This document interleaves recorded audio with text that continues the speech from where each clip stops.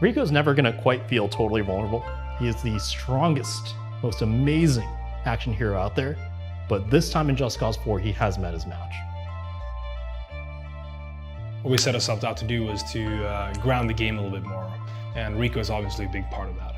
So for this time around, what we wanted to do was make him a little bit more believable. In the past has been sort of an avatar that the player embodies and then does whatever they want.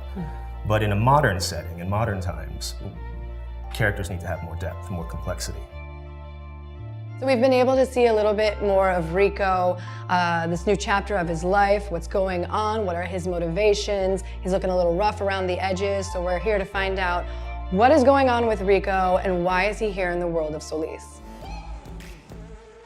We continually want to make Rico more human. He's not just a Terminator android that runs around doing whatever he wants without consequence. The wingsuit for this time around has been much more realistic. How it works both with Rico, but how it reacts to wind and the world in general. Rico surrounds himself with a cast of characters that are a reflection of parts of Rico that are missing. We all knew we wanted to bring back the badass. We like to talk about Rico as the ultimate action hero. We like to talk about as a force of nature. We can't go backwards and all of a sudden decide that bullets and rockets are Rico's weakness. But extreme weather, that sort of changes the game for Rico. That's something he can't necessarily shoot. That's not something he can necessarily blow up. It's something he has to work with others to deal with. Rico is kind of a human tornado in and of himself. So what happens when he runs up against a real tornado? Yeah, usually where Rico goes, there's chaos. Having like tornadoes and hurricanes fit perfectly well into that, adding more chaos. We have thrown quite a lot at him this time around, but it's he hasn't had enough. Rico doesn't feel like this cardboard cutout of a character anymore.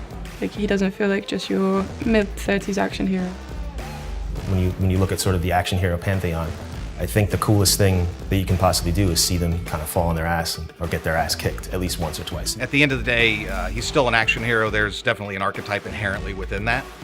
But we want him to be his own guy. We want Rico Rodriguez to be distinguishable from kind of the field of action heroes. So it's very easy to sit with an art director or a lead character artist and say, this is what I'm feeling, makes sense. And when you hear them come back to you with, yeah, we're on the same page. All the fantasies and all the stuff that you can't really do yourself, you can always put that on Rico and allow him to do that. Yeah, you know, Rico's presented with an enemy that just on the sheer level of force is greater than he could ever be. But he's still rocking a leather jacket in the jungle, so he's still that guy that you kind of enjoy playing as and you know, taking on the world with.